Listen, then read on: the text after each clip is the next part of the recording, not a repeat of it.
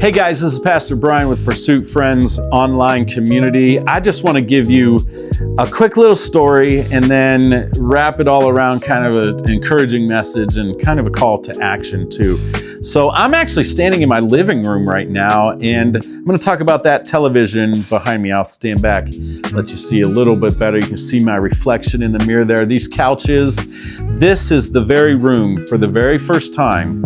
A few years ago, I showed a little film you might know and remember called Star Trek IV, The Voyage Home, to my two young kids and my wife for the very first time.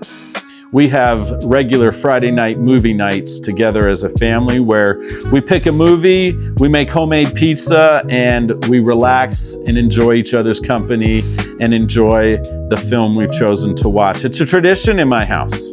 And one Friday evening, I kind of put my foot down as dad and as a husband. Some might say I kind of whined a little bit about it and kind of begged, but neither here nor there. And I said, we're going to watch a Star Trek film tonight. And my wife said, it's just got to be kind of kid appropriate. Pick the most family friendly one. So it was Star Trek IV, The Voyage Home. You know, the one with the whales, right? Of course you do.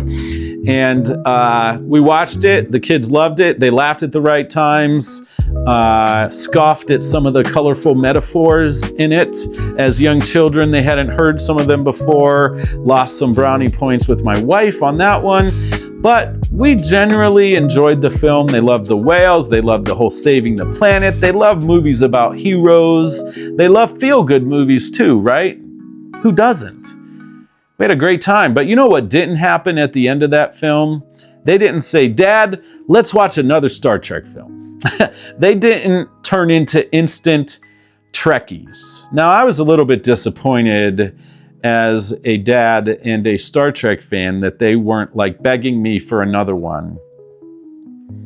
But you know what? I got my Star Trek fix that night. We laughed. We had a good time. All good. And then this past summer, my family took a camper and a truck out west for 5 weeks, and we toured some of our country's beautiful and amazing national parks. And one evening, we were flipping through the television channels and found Star Trek Voyager. And my wife and my daughter rolled their eyes back in their heads, but my son like, ooh, let's watch it. And I was like, what? So we watched Star Trek Voyager, just one episode. It wasn't even that good of an episode. I wouldn't put it in the top 100 Star Trek episodes ever, but my son loved it. And I loved that my son loved it, right? And then we get home, and a couple weeks later, we have a father-son movie night, and he wants to watch a Star Trek episode, and I'm like, let's watch Star Trek: The Next Generation. Best of both worlds. Best cliffhanger in television history, at least of my generation, in my opinion. We watched both episodes of Best of Both Worlds. He loved it. He was cheering. He was excited, on the edge of his seat. And then the very next movie night, guess what film we watched? It wasn't a Next Generation film, believe it or not. It was Star Trek 2009. He loved every second of it. He was cheering. It was awesome. Even my wife had to admit it was kind of cute and fun to watch him get excited about this film. And that's a pretty decent Star Trek film. Even if it's not your favorite, man, without that film, we don't have any other new Star Trek, right? So thank you, JJ. I'm just saying, thank you, sir. I was elated. I've been elated and kind of on a Star Trek Trekkie high ever since. My son is now a bona fide Trekkie. And guess what his middle name is? His first name is Brody. His middle name is Tiberius. That's right, after James T. Kirk. That happened in my life. Brody Tiberius is now a Trekkie. We have this thing that we can share now as father-son. I'm looking forward to watching new episodes with him, old episodes for me, but watching them for the first time through his eyes, I'm really looking forward to, as it's going to take me down memory lane watching many of these episodes as they originally aired, meeting Next Generation on.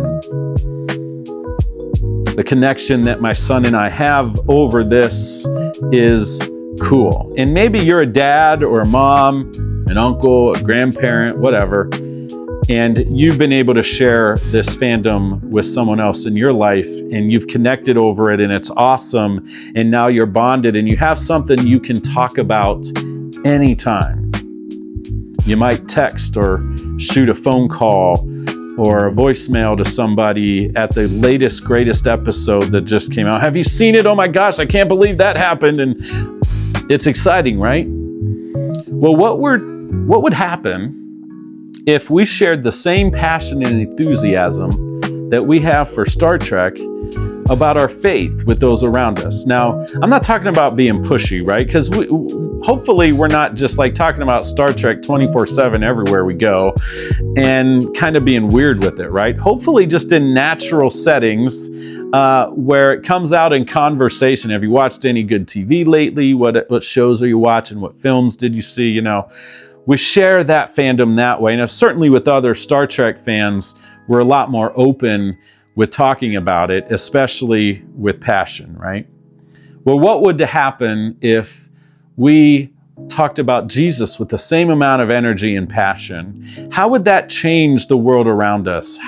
What if we lived in such a way that people just saw the love we have, the compassion we have, the grace we have, the energy we have for kindness and generosity, and making our lives about more than just our own personal gain, right? Things that we love about Star Trek.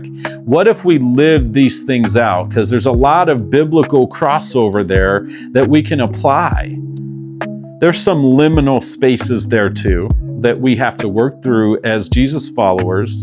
But what if we actually lived out the things we believed with as much passion as we do when we're at a Star Trek convention, perhaps cosplaying as our favorite characters and interacting with people and just, yeah, this is great. This is awesome.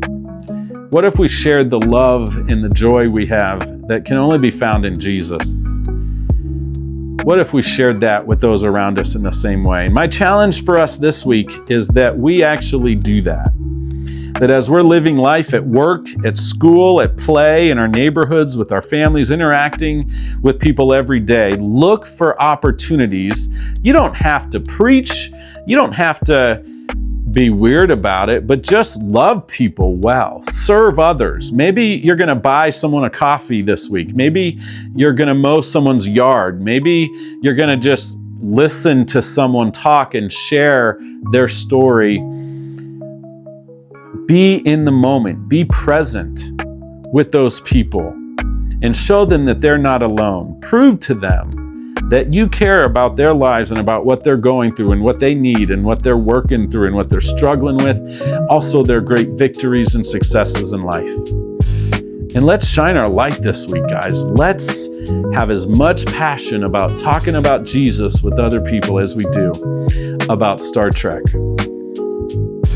And if you get an opportunity, awesome. If you don't, just be awesome. Be loving, be compassionate. And I'm telling you, it's going to change your whole perspective. You're going to have a much more fun week than you would if you just kept to yourself and just went along the business of everyday life. Let's make the business of everyday life something that we can be passionate about, going and shining our light everywhere we go to everyone we meet. We're going to have fun doing it.